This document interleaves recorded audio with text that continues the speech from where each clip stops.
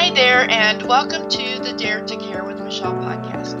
I'm your host, Michelle Wyman. I am here to help you live a healthier and happier life with simple tips and a touch of grace so you can feel your best inside and out. Each episode, my guest and I will offer you real talk about personal growth, embracing authenticity, empowering you on your journey to well-being. Whether you're looking for practical advice or the encouragement to show up as your true self, you're in the right place. Are you ready to join the Dare to Care movement? Okay then, let's go. Today, oh my gosh, you guys, today I have a real treat for you. Today you're going to hear two really good friends in the middle of a conversation. I am joined by Gordon Brodecki. Gordon is a 25 plus year fitness veteran. He is a personal trainer turned garage fitness founder. He transformed countless bodies through his tried and true techniques and approach on fitness, nutrition, and mindset shifts. His best-selling book, Unleash the Ultimate You, spurred public speaking, extended his impact, and now he inspires men and women by awakening their inner warriors, guiding them in his Warriors Be Fit community and transforming them into the greatest version of themselves. Everyone, please, please, please give me a happy hi to my friend Gordon Brodecki. Hi, Gordon. What's up? What's up, Michelle? How you doing? I It is am so good. fantastic being here today. I was looking forward to this all week long when you asked me to come on your podcast. I said, this is going to be so much fun. I love Michelle. I love you, Michelle. I think you're great. You and Christoph are amazing people. And you talked about spurring the speaking. And if it wasn't for you guys, I think you're part of where I'm at in my journey today wouldn't have happened. You are amazing. And so Gordon, I will be honest with all of you. Gordon is what I like to call one of my favorite humans in the world. There's only about 3 or 4 of them. And Gordon has made that list, and he holds on to that spot like he's got a tight grip on it. I mean, come on, let's go. So Gordon, how did you get into the world of fitness, and what inspired you to start Warriors Be Fit and Garage Fitness? Well, there's a lot of questions in there It because is, it is. they all happened in time frames. But what got me into it is when I was younger, I used to watch Incredible Hulk with my mother, and I loved the Incredible Hulk. He was one of my favorite characters, right? He would just grow in size, get stronger, and when you're a boy, I think you have this thing inside you that you wanna be strong. It was innate in me, and my mom would watch it with me. Plus, I had this nurturing mother who was there for me all the time. So I would play like I was the Incredible Hulk, and I remember watching that and seeing his physique and the strength. And my brother brought a weight set home, and he brought that weight set home, and he started working out. And over time, I saw him transform his body into a very muscular physique. And I remember thinking, yep, that is what I'm going to do to start working out. And I started hitting the weight bench and playing around with it, and then with other exercises. And it didn't really get serious because that was around the age of 13. It didn't really start getting serious until the age of 16 when I started reading the back of some of those muscle mags because they Uh-huh. didn't have internet back then, right? So, but what I did was I looked at back at the magazine, and then I started finding programs. And one of the programs, which I actually haven't really ever talked about, was called the Bulgarian Method. And this method was working out 6 days a week, 3 times a day. Wow. Yeah, 3 times a day. So that launched me. And then I started working out, and I just wrote every little single thing down. My dad gave me a whole room dedicated just for me for the weight room. The bait and tackle shop. So right between the one room and the bait and tackle shop was my weight room. So a lot of times I'd be working out, and the customers would be coming in, and to be honest with you, I hated when the customers came in because I wanted to work out. No, a lot of working out over the years until I got to the point where I eventually started training with friends, and friends wanted me to train them. And then that's when I went to a couple different businesses. And one of the businesses I worked at was called this place called Peak Strength of Fitness. And I got that job through my resilience. But we could dive a little bit more into that if you want to. Whatever you think. I'm following your lead on this. So what started Warriors Be Fit? Let's talk a little bit about that and what it is I, and what started it. Let's do that. Let's do that. So what started Warriors Be Fit was I was doing the garage fitness already, which is my own the personal training business, which I started 12 years ago. And I thought to myself, I want to start something that's a community for people online. The pandemic really opened my eyes to that. I'm sure it opened their eyes to a lot of different people that thought to themselves, how am I going to make money? And it wasn't even about money. It's like, how am I going to reach other people? And originally, when I started it, was to help men level up to become the best versions of themselves. But I noticed when I spoke at your events and other events, women would come up to me and like, how do I get started with this? Right? You've seen it. Yeah. And I thought to myself, well, what I should open up a whole separate, a different compartment just for women and have the warriors be fit that where women can get together and be comfortable with themselves with be sharing their information. And but really it's about health and fitness to level up so they can level up mentally with their mindset. Everybody talks about mindset, and mindset's so much more than that word. It's very it's been convoluted at this point. I feel like have you noticed that? Like the Yeah, word for sure. mindset coach, all that. For me, I think when I say mindset, it's mindset works through the body. If you don't take care of your physical self, if you don't take care of this part, the muscles and all that, what is going to end up happening is I don't care how much of a great mindset you have. If you're not healthy, then you don't have your wealth, right? I always say health is wealth is one of my number one things I talk about every time I get on stage. Hmm. Health is your wealth. Without it, you don't have anything. Yeah. It's like somebody once described it as like a three-legged chair. So you've got to have your mindset in place, your health in place, and then the wealth also. And if any of those are off balance, then you're going to fall down on your butt. Yeah. Yeah, but yeah, it's so true. And that's why my book is the subtitle is Change Your Mindset, Change Your Body, right? And they Right. go either or. They're not one exclusive over the other. They both coincide with each other. They need to work with each other. They're like the academy of the two you need to work out the body because it actually releases chemicals in your brain to help you fight depression. Is actually as good, if not better, for mild to moderate depression to work out with weights and also some cardio too. And what Yeah. some studies have shown is 1 hour a week lowers your all-cause mortality by 30%. Wow. Explain what that means. It means anything you die from. So everything across the board, from heart disease to diabetes to like even mental health, right? Yeah. Suicide. Think about it. This is what people. Why do people commit suicide? They aren't moving.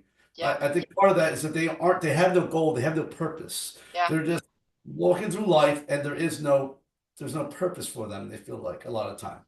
Yeah, for sure. And one of the people that I follow online a lot, she talks about how the opposite of depression isn't happiness, it's purpose. Right, right, It's right. having something to do. Yeah, exactly. That's exactly what I'm saying. You have to have something to do in life. The My most depressed times when I talk about depression is when I'm just not doing anything. Yeah. And I hear this all the time. Like, why do you feel I feel like you're always moving, but I'm not really always moving. What I'm doing is I'm always thinking. I'm always thinking how I can become a better version of myself. And then I implement those things because in today's world, it's much different how we make money, right? Right. Before you had to work a lot with your hands. Now we work more with our minds and we inspire other people and through movement. That's what makes me like kind of a little crazy, by the way, is that we talk about people are like, oh, I'm so busy, but are you really that busy in a way when it comes to working out and things like that? Right. You're really not as busy as you think you are. Yeah, it's the same thing with meditation and affirmations that I do. It's like, oh, I'm too busy to meditate. And I'm like, really? Because you're messaging me on Facebook. So let's Yeah. talk about Now, how busy you are. yeah, when you meditate, how long do you meditate for? Usually 15 minutes a day. 15 minutes. And what do you mean like the studies have you read that showed you I'm gonna pick your brain a little bit here. How long do you really, if you were to do the bare minimum, what would benefit you?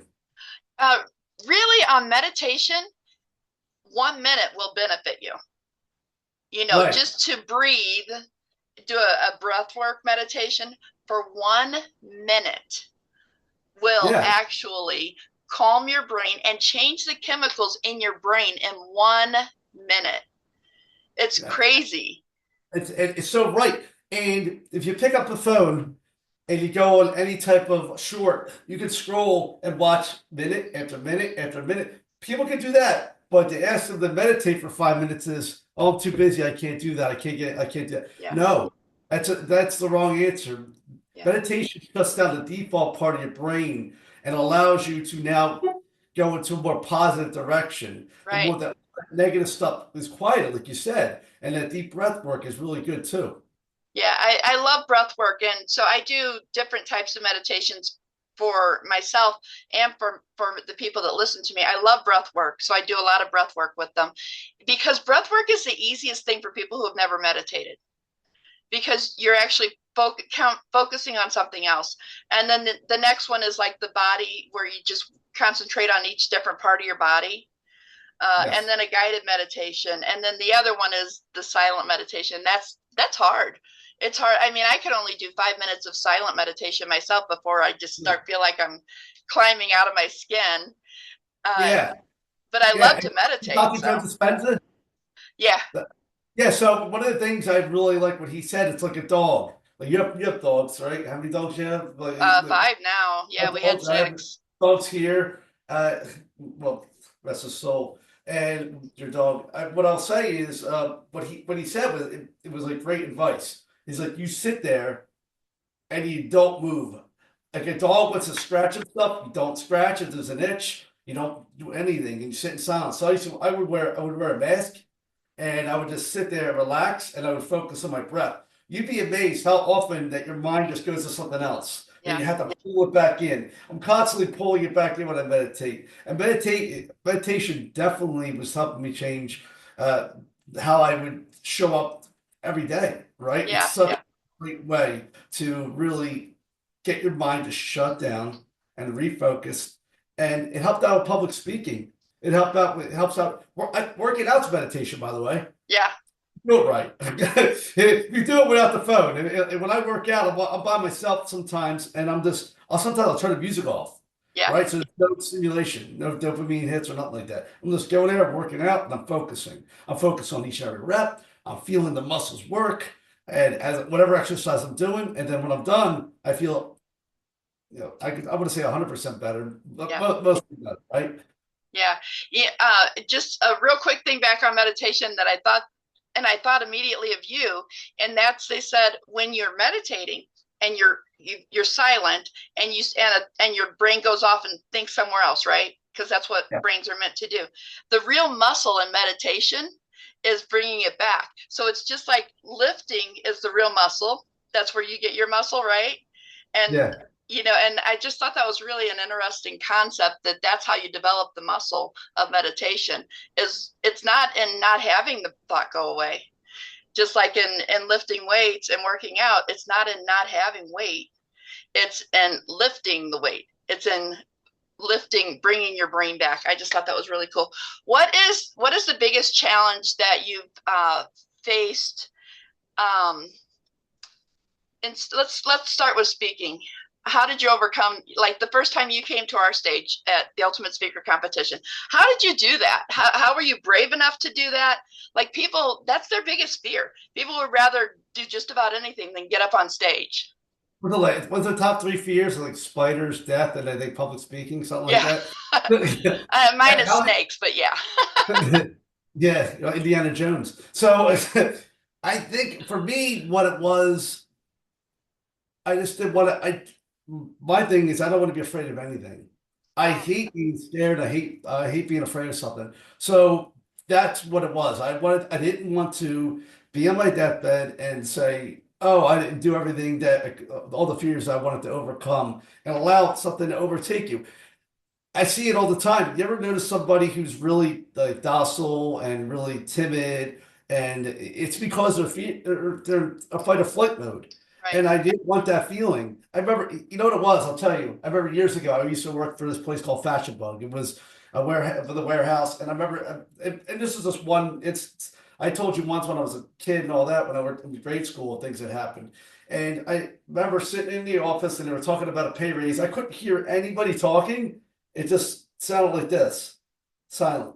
Wow. And I remember just when they came up, talked to me, they came around to me. I was like, I'm like, yeah, yeah, oh, that sounds good. And I'm just like so red because I just felt all eyes on me, and I hated it. I didn't want to feel like that. And I remember back on moments like that and where I'm at now, it's really just it's like that fear of anything. Like fear to see a cop behind you, right? Right. Like now, like if I was, oh, the cop's gonna pull me over, you get scared. When I was younger, now I don't care. And you gotta when you start viewing people as your equal instead of them being better than you, that's one of the things that really helped me overcome public speaking is that nobody is better than me.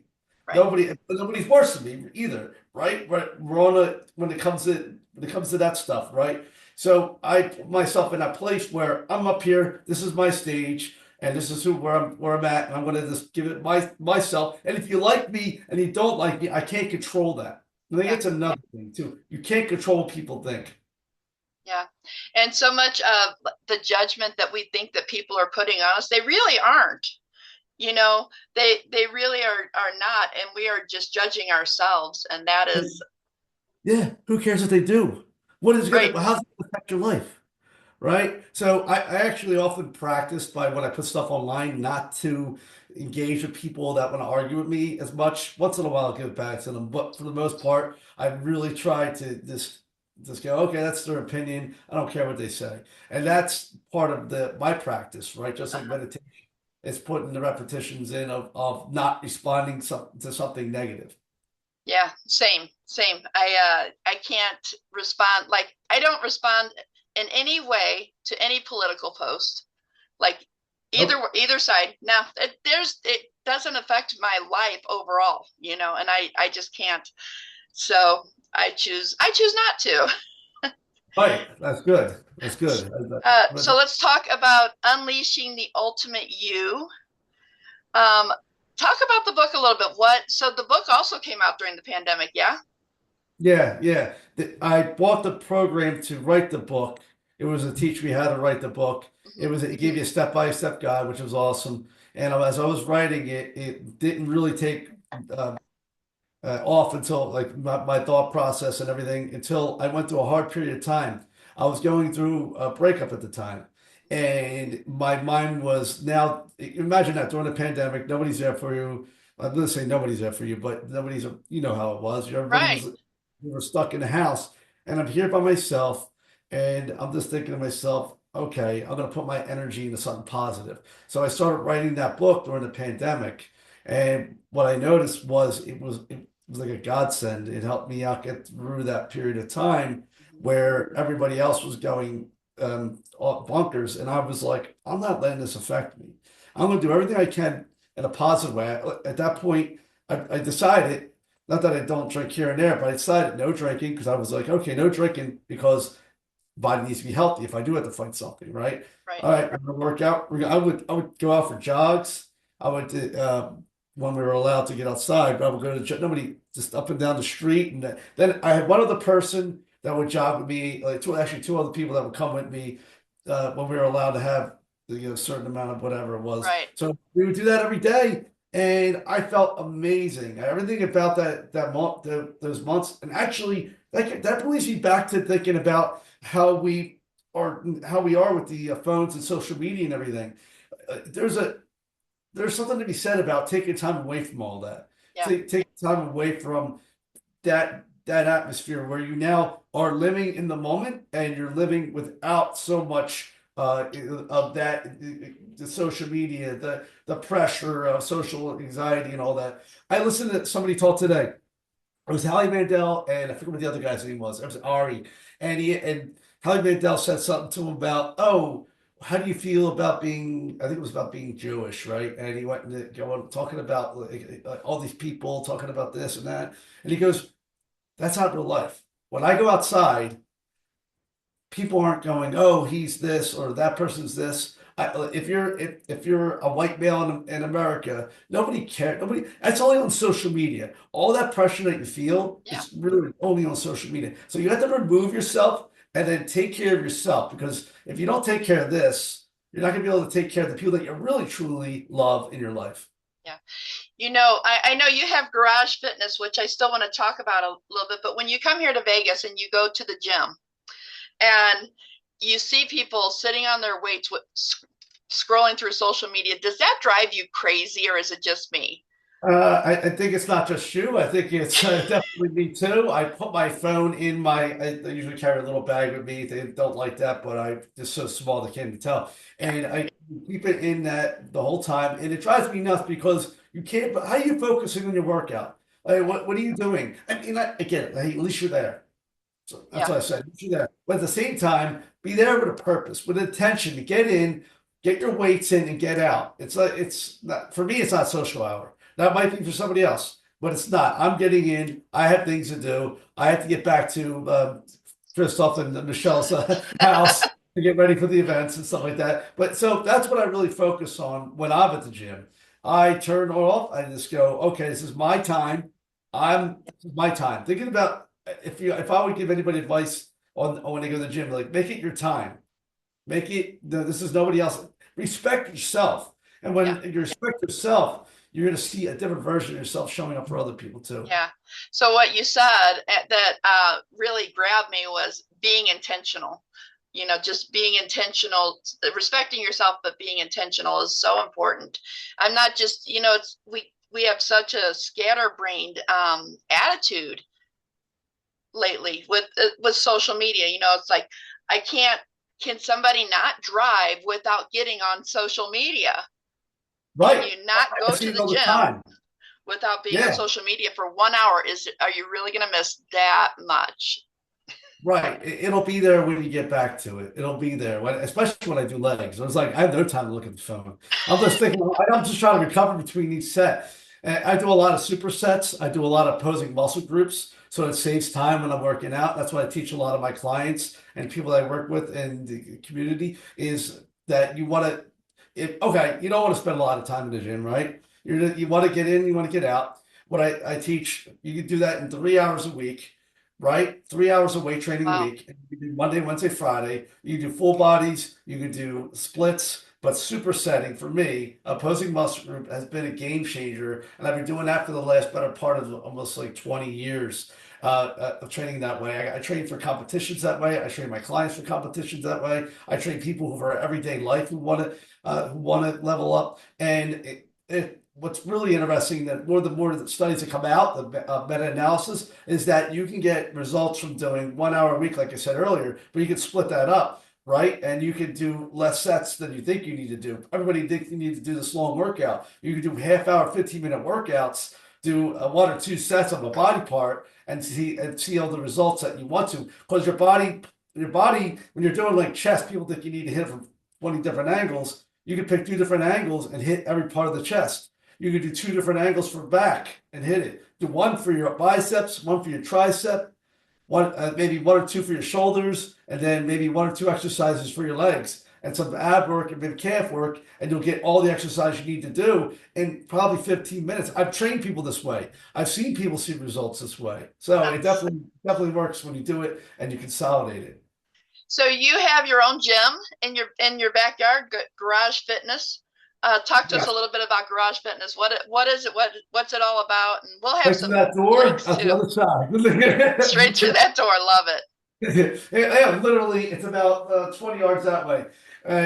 Garage Fitness, I started that over 12 years ago. And the reason I started that is I was working for a gym called Valley Total Fitness. Valley Total Fitness, I was working there for about 10 years, top trainer in Valley Total Fitness. So I had a lot of knowledge, and I always wanted to start my own business. I thought to myself, I want to start my own business, but I was like dilly-dallying around, 1 foot in, 1 foot out, never really starting it. Uh, I went through at that time. I was raising my daughter, and I moved in with my brother because I was remodeling the house that I live in now. Right, so this goes to show you how long ago it was and what happened. So before I moved back in here, I was under contract to buy it. Right, I was under contract to buy this house, Right. and LA Fitness bought Bally Total Fitness. I was at my sister's wedding and in Jamaica. We flew home. They gave us the information. So under contract to buy the house. My daughter, I was raising my daughter. I forget how old exactly she was at that point. And my pay went from $40 an hour plus commission to I think it was $12 an hour. So $800 a month I was making. And you had to have to show a certain amount of income when you're buying a home, right? Right. So I showed that income prior to that. So I had to make something work. Worked for LA Fitness for about a year. And I gathered all the information I could with all the clients that I had. And what I did was they laid me off. I knew they were going to lay me off. I had a feeling because they were firing people left and right. I was the last. I was like the movie The Last of the Mohicans. I was the last person that was in Bally Total Fitness like mentality who worked for Right. LA Fitness, and they wanted a different certification, so they said they laid me off. And they're like, oh, and they tried to be like, oh, we feel so sorry. I'm like, and I felt so happy, and I said, I'm leaving. I'm not coming back. I thought to myself, and this is my opportunity to start my own business because I remodeled my brother's garage where he used to live, Uh-huh. and, and I remodeled, and I was training there on the side. So because I couldn't make ends meet, right? Like I told you. Right. So what happened was after they laid me off, I went 100% and went all in. And then my brother was living where he lived with me, right? And I'm just trying to think of the story here because it gets a little, it's kind of funny. I used to train the girl that he is married to now. Oh, Yeah. all right. So she kind of like was like, hey, I think Gordon, like, I want to move in and Gordon's living here. And so I decided to move out and I had enough money and equity build up where I remodeled my garage and then was able to pay bills to start my own business called Garage Fitness. So over 12 years ago, that's how this all started. Wow. And then you train personal clients there as well as working out for yourself, obviously. Oh yeah, oh yeah. That's what it was made for. I mean, I put like 30 grand into it. I Wow. I had the whole thing gutted, and then I put a shed on the outside of the garage, right outside of it, to put all the stuff that needs for all your supplies, and just put it up. Like I said, $30,000 worth of equipment in there. I'm always upgrading, and from there I started training one on one. I was always training one on one, but then the small group training. I started doing some classes at other places just to get out a little bit. But Uh-huh. that was where I built my sole income, and that still to this day. And That's awesome. I learned how to sell in a different way, right? If you want to get into that, like I learned that you got to really like 2 month contracts, 1 month contracts, 3 month contracts just don't work when it comes to sales. If you want to, yeah, well, I want to touch base on that because I think it's important to anybody who wants to start a personal training business or any business. Uh-huh. You got to figure it out. You got to try and throw some shit up against the wall and And see see what's what going. sticks. Right, right. So what I did was I was like, okay, I got to have year contracts because that worked really well because you have the year contract and then you have a whole year to get another client, right? Instead of Right. like you're always behind the eight ball. And when I did that, also another thing is training to get results. True results doesn't happen in 3 months or 2 months or 1 month. Right. So the way I narrated that, the narrative was, if you want to see real results, it's got to be at least 6 months to a year. So Mhm. when I did that, my whole business model changed, and that's when I started earning the amount of money that I started earning, and turning from my income from like I forget how much to like a six-figure income yearly, and with little to no overhead, which is really awesome. So anybody wants to start a business out of their home, it's really important to think about these things. Any Right. personal trainer, because then they can level up. Right. That's awesome. I love it. One of the things that we've talked a little bit about in the past, but what are the supplements? What kind of supplements do you want people to get into? Well, I'll tell you the ones I take. How'd that sound? I don't like giving anybody advice without. I don't want to come back and like, hey, this guy told me this. No, so this is what I take. I take creatine monohydrate, uh, micronized. It just digests better. Uh-huh. Studies are showing now, not only does it build muscle, and people are afraid of creatine. It's actually one of the most tried and true supplements that you take. It Yeah. helps build muscle, but they're afraid that they're like, oh, that holds water and then this and that. Like, no, no, no, no, no, no. It does hold water, but where it needs to be held. And that's in your muscles, right? And it gets the liver, it gets through your liver and also your muscle stores. So that helps. It's a cell volumizer. That's what they call it. And when Mhm. you're working out, you're going to build more strength when you have more creatine. Well, your body's already going through the process of creating its own, right? As you know, as a Right. nurse.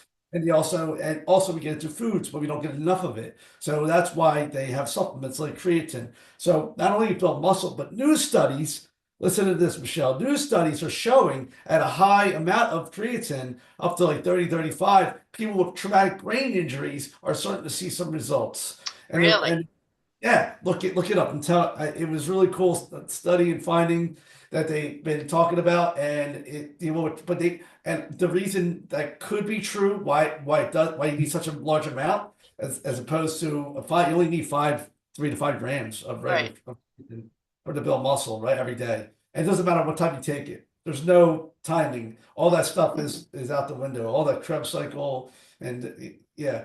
So they're saying they think it is that your blood-brain barrier, it's harder to pass through that. So that's why they need an increased amount when you're doing that to help with their like trauma, brain injury or whatever like. So that's one of the supplements you take. What's some others? All right. Some of the other ones I take, this one actually helps with your natural testosterone, and it's called Tagat Ali. Tagat Ali. Jagat Ali. Okay. And Fedoja agressus. Those two I'll take periodically. I don't always take them. And another one I take, it's a peptide that Uh-huh. helps with your gut. Your gut, you actually produce it naturally. It's 15 amino acids that are combined that they make synthetically, and it's called BPC 157.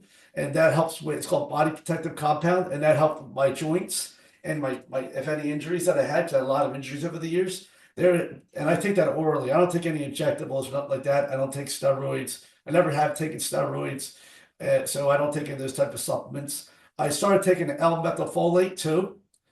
Yeah, because there's a gene deficiency in a lot of people Uh-huh. that they don't produce they don't absorb folate right. So the L-methylfolate, you're able to absorb it. If you look that up, you can find a little bit of research on that. Dr. Peter Attia talks about it, which Dr. Andrew Huberman and a few other people talk about that. What are the other supplements I take? I take D3 because sometimes I don't always get outside. I take a B complex. I take what else do I take? B complex, and there's a I feel like zinc. I like to and that Zinc is have so good. zinc and magnesium together is really good. Yeah. And if you do magnesium at nighttime, what you'll notice is that you'll sleep a little bit better and more Right. sound sleep. 'Cause magnesium is what helps contract the muscles too. Right. And yeah, it's really I have all my Yeah. stuff like that there. Grab all, put them all out. So when you're talking about Warriors Be Fit being also for women, what supplements are you what's the biggest supplement you want a woman to take? Pray. Creatine. Protein Cool. and protein. Oh, you know what? Let me not forget about protein because this is what I hear all the time. And this is actually one of the things I'm going to go to an event this weekend, and Austin J. Haynes. I'm Uh-huh. sponsoring this event. Me and Jose Escobar, and one of the things I'm going to get up there and talk about, just like briefly. I'm not speaking, but I'm going to talk about it briefly. Is I was thinking about it. Is protein, right? And we talked about everybody knows you need to eat protein. But one of the things I said to a friend of mine who actually owns his own gym, my friend Dan Campos, years later, we worked at he owns his own gym. We worked at Valley Total Fitness together, and we're sitting there both eating meals. I'm looking at him. I said, I love eating my protein first. And he's like, oh, really? Yeah. I was like, yeah, I eat my protein first. I was like, you know why I do that? It's because I'd rather get that out of the way so I can eat the things like carbohydrates that I really like. Because if you eat the carbohydrates first, it's kind of hard to eat the protein, and you can like push it off. So what I did when I started doing that, not that I started doing that, but when I told people to do that, they started losing weight and building muscle. Yeah. Every one of my clients, and that's without even telling them to count calories. Yeah. Yep. Just do that. If there's one change that can help you change your body composition and it's going to get you more protein in, is every meal that you eat your protein first, and Okay. then you can have whatever left over. And another thing it does is it stops you from eating all the junk, Yeah. right? Yeah. Right? Because your body has to get to a certain set point of protein, and then what it does is then it shuts that part off, like your adrenaline and your leptin levels, your hormone levels even out. So then that way you aren't feeling like hungry and you're eating a bunch of carbohydrates just to get that protein. Because there is protein in carbohydrates too. Meaning not carbohydrates themselves, but foods that are heavily yams, sweet potatoes, and anything that's carbohydrates has some protein in it, but doesn't have a complete protein, and Right. that's the problem. And so that's what the second thing I want to say about protein is supplement with a whey protein, and you can do isolate if you have any problems with the stomach. A lot of people think they might be lactose intolerant. Most of them aren't. But even if you think that, you can get a protein isolate and utilize that, and that will actually it's very easily digestible, and it gets your protein way up. 1 or 2 scoops, we're looking at 25 to 50 grams of protein in Right. one shot. And most people, an average woman that weighs anywhere from 150 to 200, you're looking at 120 to 150 grams of protein on average. Wow, that's so much. I know I don't come anywhere near that. I probably hit around 75 to 100, which is pretty good still, because a lot of people don't even hit that high. Yeah, yeah, that's good. Yeah, But the other thing that I know that is tracking it. It's so important to yes. track what you're eating, what you're doing. Do you agree with that? Oh, what I track actually, I have an app that I use, MyFitnessPal. There's so many other apps that you can use, and I just jump on that every single day. And once you get used to anything, it's like today here, like I don't know if you can see that, but that's my Yeah. calories are about 1900 on average or more. And today I had 4 eggs, 4 pieces of Ezekiel bread. That was my morning. Second meal was white protein isolate, 10 ounces of milk, psyllium husk, by the way, fiber. I could get into that. That's really good information. Banana with 2 bananas, and that was my second meal. And I'll have one more meal for the day. Probably hit about close to 2,000, a little bit over. So fiber, the reason I put psyllium husk in it, they're showing now studies. Look this up if you don't believe me. I want you to do your own research. That fiber is lowering all-cause mortality. For every 10 grams a day is lowering it by 10%. And Wow. it's one thing that you can't argue this. The studies are out there. So if you want to increase your lifespan and have a better quality of life, get as much fiber as you can. And there's no really cap we're talking about, but just getting, I would say at least 30 grams a day. Gotcha. And that, so your fiber is part of your carbohydrates. When you're eating 200, if you're eating 100 grams or 200, so it's just it's the substrate part of the carbohydrates. So so if you have 200 grams of carbohydrates and you're eating 30 grams of fiber, 30 of that is coming from the fiber, right? And 170 is whatever else, like your sugar, your Right. glucose, and things. Yeah. Yeah. Very cool. Very interesting. Are you ready to step into your power and embrace your full potential? Join the Dare to Empower Her journey, a movement designed to inspire, support, and empower you to live your boldest, most authentic life. It's time to embrace your inner strength. Let's rise together, because when women empower each other, we change the world. Are you ready to make the journey? Join the Dare to Empower Her journey today. So Gordon, we're gonna switch tracks a little bit. What is your favorite personal self-care practice? My personal self-care practice is working out. That literally is Working out. that is working out. But you know what? One thing I'm really working on myself and is sleep. Yeah. Getting to bed at a more decent time so I get quality sleep. Sleep is actually when people talk about supplements. This is the thing. They think like, okay, I need to take these supplements, all these supplements. I need to take this creatine. I need to do the weight. I need it. But to really, if you want to increase your testosterone, level out all your hormone levels, you want to sleep. You want to get at least 7 to 8 hours of sleep. All the studies across the board show you this. I had a client one time, came in here, firefighter, young guy in his 20s. And I think he was like 27 at the time. And he came to me, he was kind of a little heavier, and he's doing 2 hours a day of cardio, sleeping 3 hours a night, working out with weights like a madman. And he comes to me and he's talking to me, telling me about this. He's like, I went to an endocrinologist and he said that I could go on to testosterone replacement therapy. And I Mm-hmm. said, wait, what? Tell me about your schedule. So I told you already. He broke that down for me. He told me what he slept. He barely slept at night because he's he's a firefighter. Right. He's there. And I said, you know what the problem is? I don't know why your endocrinologist didn't tell you this. You're not getting enough sleep, dude. Right. And you're working out too much. You're overtraining, undernourished because you're eating low calories, and you're not sleeping enough. So we switched all those things and literally started the weight just started melting off. The sleep was a little harder because he's still a firefighter, but Right. everything else, overtraining, the weights, how to not doing too much, doing the right amount, and the nutrition, and he couldn't believe it. And I told them that we're not informed. Even endocrinologists themselves aren't thinking about your sleep patterns. Yeah. So the number one thing, and is testosterone started skyrocketing. Yeah. And then that's when your body heals. That's when your body recovers, is when you're sleeping. We just have to give our body a chance to do what it naturally does and what it'll naturally do if we just would give it the chance to. You said I can ask you anything, so I will ask you. I've got two questions here for you that are a little different. What advice, let's go back in the Wayback Machine. What advice would you Gordon, right now at your age, like to tell your 12-year-old self? My 12-year-old self. All right, is it what before I started working out around that time. And one thing it would be is be patient. And yeah, what it would be that. And I did a lot of training where I trained through exercises and kept hurting myself. So it's very ego driven. So if I would give any advice, I always say this. I was actually talking about this today.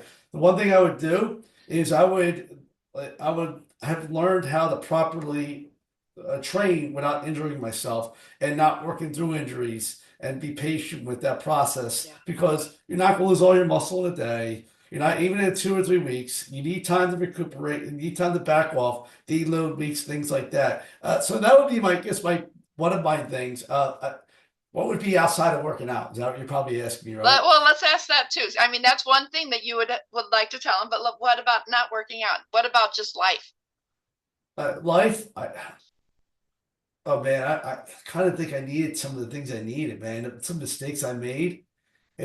Some of the mistakes I made, I look back on and I regret, right? But then you can't regret it because it's what made you who you are today. Yeah. So one of the things I would think is addiction. It would be really not doing a lot of the things I did when I was younger because it's still embedded in part of your brain when it comes to like the drinking and the alcohol, not so much weed and all the other ones, but like just that addiction. I think the personality would have been like, be very careful. Be careful with that and be careful. I have good friends, I have good family, so it wasn't be careful the people you hang out with, but that would be probably part of what I would say is like be really careful with what you allow in your body because and the reason I remember when I was working out and I hurt myself, I decided like screw this. I'm just gonna go. I still worked out, but I was gonna go. I'm gonna go party. And like I had some great times in my 20s. Oh, yeah. I had times, but at the same time, I just created a really really bad habit. So over the years that became a problem, but it didn't come problem till way later, right? It was strange. It wasn't like it just hit you all at once. No addiction just takes hold of you right away, unless you're doing something that's highly addictive and your body just gets adapted to it right away. But especially when it comes to anything like drinking or I didn't smoke cigarettes or not like that. But so with that, it was like, and it wasn't a physical addiction; it was more of a mental one. And then it started to happen. Then as I got older, I was like, oh, I'll have a couple drinks during the week, and then it spiraled. Yeah. And when you could function and still do all your work and nobody knows about it in your 20s, like I would come in like kind of hungover and just let me sell membership, and I looked the part still. It like you don't realize it, and then later on in life is when I started really noticing the damage. The damage. But it was more. It wasn't so much physical because that's not the problem. It was more. It was more the things that were happening around me, right? Yeah, and then gotcha.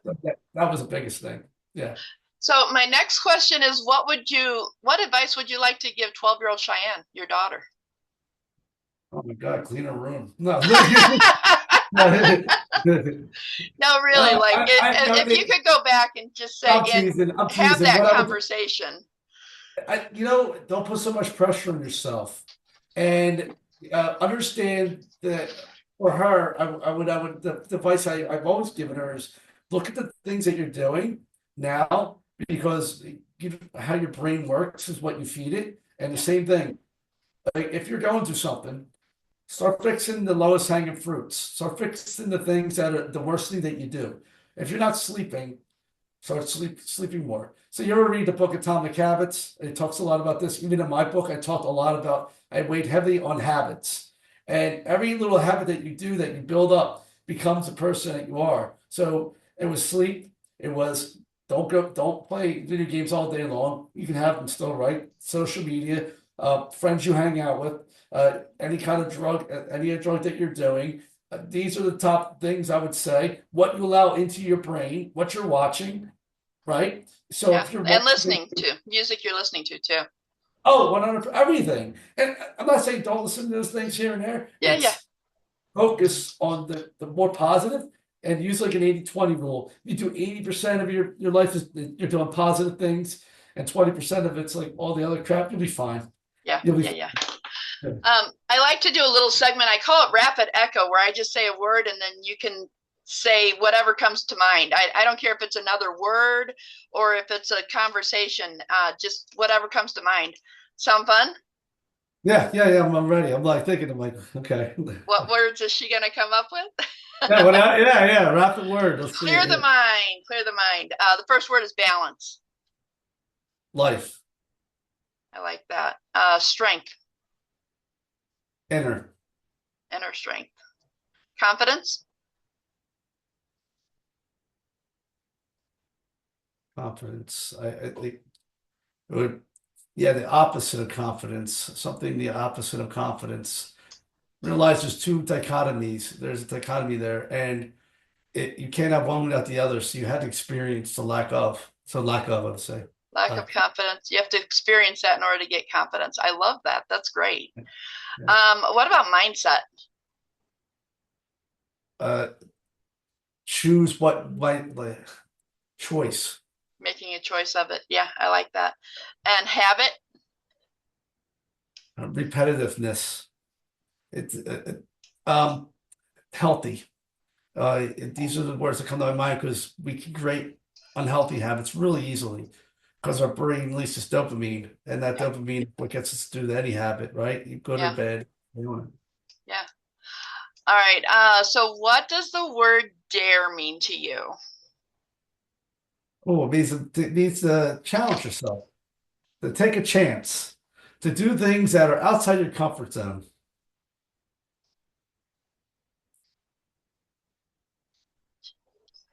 And how about the word care? Motherly, nurturing, loving. Um, hmm, I don't know. Yeah, I don't know why that actually made me feel emotional just now, but it did. Maybe think of my mom. So Yeah. as the dare, this is the Dare to Care podcast, right? And I always like to know what that title means to people. And so if I said to you, what does Dare to Care mean? You would say to challenge yourself to get outside of your comfort zone and nurture your body as well as your friends. Yeah, and here's another thing, allow yourself to be nurtured, especially as Uh, I don't think we do that enough. I think a lot of times we put this wall up, and I think that's why the emotional part came on because it's like, yeah, yeah, and you as I've known you for a few years now, you're very nurturing, and I think that you sometimes don't allow people to. You don't allow me to be the mother hen that I normally would be. So yeah, maybe. I'll just say that. I'll just say it. Gordon, you know I love you so much, and Christoph and I we're so looking forward to seeing you. I know this is actually going to be released before the event, so we will talk a little bit about the Heart Centered Summit coming up in Vegas. Is it the 16th through the 18th? And I'm sure you're going to be up on our stage. I'm super excited about that. Tell us about a little bit about what the Heart Centered Summit means to you. Heart Centered Summit to me is getting people together and sharing their the intimate part of their lives and being vulnerable and being in a place that is around people who, yeah, people might judge or whatever, but or who aren't judging you based on your past and the things that you did wrong. And it's a part of growth, and it helps that person themselves we talk about comfort zone, step into that part of themselves that is the growth part of yourself. We always talk about that. You hear that a lot in today's society, growth mindset, things like that. So you're growing and nobody else can experience that except for you. Yeah. right? Nobody else, but other people experiencing their own. So for me, it's the Heart Center Summit is being there and also being there for other people too, showing up for others. Allow yourself to show up for others and not be step outside of being selfish, right? Yeah, yeah, I love that. Well, I hate to tell you, sir, but you're now part of the Dare to Care movement. I think you've been part of it for a while, though. And Yeah. you know, like I said, we just love and adore you. I'm so excited to see you in a couple weeks. And I'd like to remind our listeners how they can reach out to you, how they can get in touch with you. The best way to reach out to me, you can go on the website and set up an appointment, garagefitnesstrainer.com. It's garagefitnesstrainer.com. Uh-huh. And if you can't get me there, the easiest way to get to me is my cell phone number, which is my work, and I will answer if somebody calls me or texts me. Just leave a message, please, because a lot of solicitors, and I get a lot of them. 267-322-1011. They're the two best ways to reach me. If you want to set up an appointment, either or. Probably the phone number would be the easiest way, and just say where you heard from me from. If you dare to care, I would love to set up an appointment and have it just pick your brain, and we can go over some ideas or whatever you want to talk about when it comes to health and mindset. So that's for people who are in the Philadelphia area if they want to use you as a personal trainer, or anywhere if they want to be part of Warriors Be Fit. Is that correct? Yeah, and I also do one-on-one training when it comes to coaching. So if you just want one-on-one coaching training, I've done that. Where the last few years I've done that when the pandemic, where I coach people. I don't train them per se, but I coach them with a program, right, and help them get to that next level through doing program design, nutrition counseling, and mindset shift. You're so awesome. Yeah. This has been so much fun. I appreciate you, and I look forward to doing this again, hopefully before the season, the next 3 seasons. Yeah. So thank you so much, Gordon. And I will remind everyone to please remember to dare to care, because caring is cool. Caring is cool. Do you know what this shirt means? You know what this is? What is that? My client gave it to me. It's Flash Gordon. Yeah, so I figured I'd put it on for you today. I love it. I love it. All right. Well, thank you so much. We'll talk to you very soon. See you later. Thank you for tuning in to this episode of Dare to Care with Michelle and being part of the Dare to Care movement. Remember to embrace your authenticity with grace in every step of your journey. If you enjoyed today's episode, be sure to subscribe, leave a review, and share it. Always remember to dare to care, because caring is cool. This is Michelle Wyman, your empowerment coach. See you next time.